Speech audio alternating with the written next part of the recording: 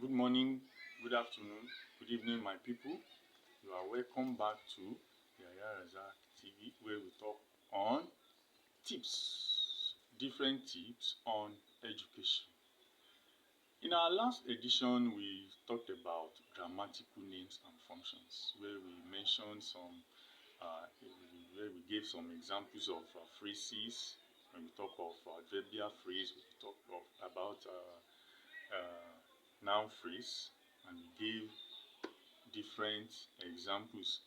Now, today we want to quickly look at another type of phrase.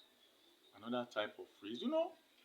Before we move on, I told you that when we talk of grammatical names, we talk of group of words, expressions that perform different functions. That is, the functions of the part of speech they are named after.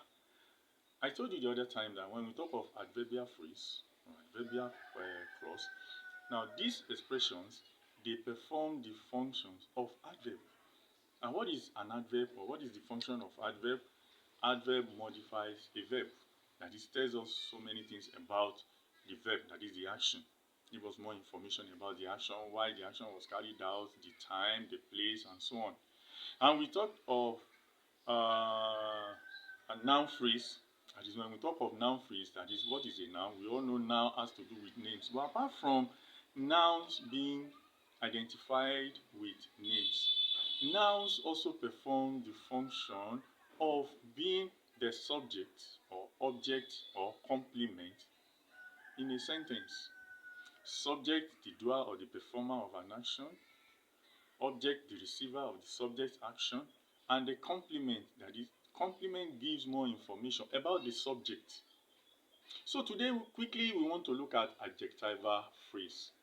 And from my explanation in our last edition, we all know that when we talk of adjectival phrase, we are talking about expression, that is a phrase that is performing the function of an adjective. And then what do we mean by adjective? Adjective is a word that qualifies a noun. Now, when we talk of qualifying a noun, it means that this is a word that gives more information about the noun. When you say Bola is a tall girl, tall is an adverb that is modifying girl, which is a noun. Now we have adjective is just a single word, just as we said the other time that adverb is a single word. But when we talk of adverbial group of words that perform the function of adverb, then we also have adjective, one word that qualifies a noun, and then we have adjectival phrase, a group of words, no finite verb, no subject, that qualifies the noun that you have in the sentence. Now, an adjectival phrase is made up of an adverb and an adjective. An adverb and an adjective. For instance, if I say John is a very tall boy. If I say John is a tall boy, tall is just an adjective. But if I say John is a very tall boy, now very tall is an adjectival phrase. Very tall is an adjectival phrase. The well is so deep that we have to do what? We have to use a very long rope, a very long pitcher to fetch water from it. So when we talk of adjectival phrase, it's made up of an adverb and an adjective. So there is nothing much when we talk of adjectival phrase. Now, quickly, let's go to clause. Now, clause is also a group of words, just like phrase. But this time around, a clause is a group of words with a subject and a finite verb. Again, a clause is a group of words with a subject and a finite verb. I believe we now have a clear idea of what we mean by finite verb now. Now, when we now talk of clause. When we talk of clause, a clause is, divided into two. We have two kinds of clauses. That is, we have a clause that is known as the main clause. It is also called the independent clause. It is also called independent clause. Why is it called independent clause? It can stand on its own. It can make sense on its own without depending on any other expression. When you use it, it stands on its own. It makes sense on its own. And so that is why it is called the main clause. And then we have the subordinate clause. Also, the subordinate clause is also known as the dependent clause. Now, being a subordinate clause, when we say subordinate means lower in status, lower in rank. But being a subordinate clause or a dependent clause does not mean that it does not have a subject, it does not have a verb. Reason why it is called a subordinate or dependent clause is because of its structure. It is introduced by subordinating conjunction. That is, a subordinate clause is introduced by subordinating conjunctions. Subordinating conjunctions like because, since, if, although, even though, when. These are subordinating conjunctions. So because of the structure, it cannot make sense on its own unless you join it with the main clause. That is when it can make sense on its own. For instance, if I say, Olu did not come to school yesterday because he was admitted into the hospital. Olu did not come to school yesterday because he was admitted into the hospital. Now, Olu did not come to school yesterday is the main clause or the independent clause. It can stand on its own. It can make sense on its own. It can even answer a question. Did Olu come to school yesterday? No, Olu did not come to school yesterday. You can see that it can make sense on its own.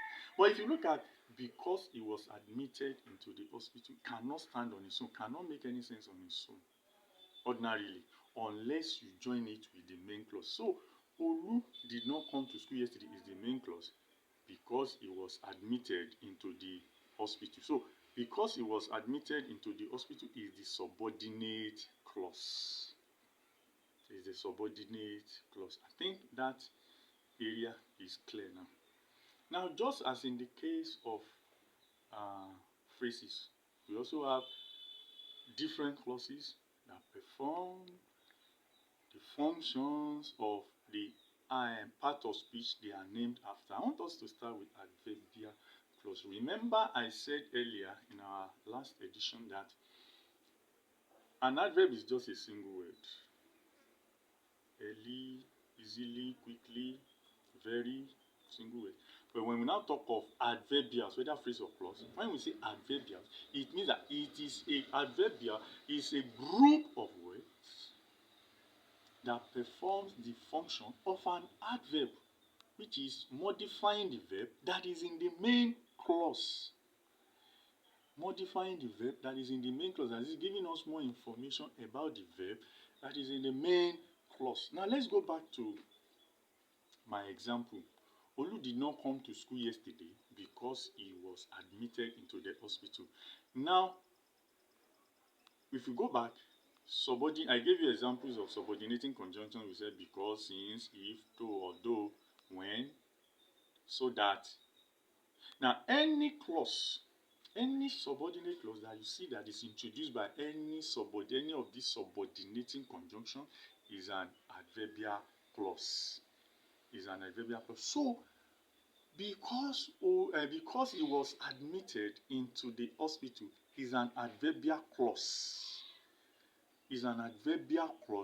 That is telling us, that is giving us the reason why Olu did not come to school yesterday. He did not come to school yesterday because he was admitted into the hospital. That is the reason why Olu did not come to the hospital. So, which means that because he did not come to school yesterday is the adverbial clause that is modifying the verb did not come, which is in the main clause. Let me come again. Because he did not come, because he was admitted into the hospital is the adverbial clause that is modifying the verb did not come, which is in the main clause. An adverbial clause does not modify the verb that is in the subordinate clause. Many students, they make that mistake. The adverbial clause does not modify the verb that is in the subordinate clause. It modifies the verb that is in the main clause. And the verb that you have there is did not. You bring together both the auxiliary verb and the main verb. At this point, I want us to, call it a day. So we shall meet again very soon. In the next edition, we'll continue with our discussions on grammatical names and functions. Until then, remain blessed. Thank you. My name still remains Yaya Razak. Wishing you all the best. Thank you.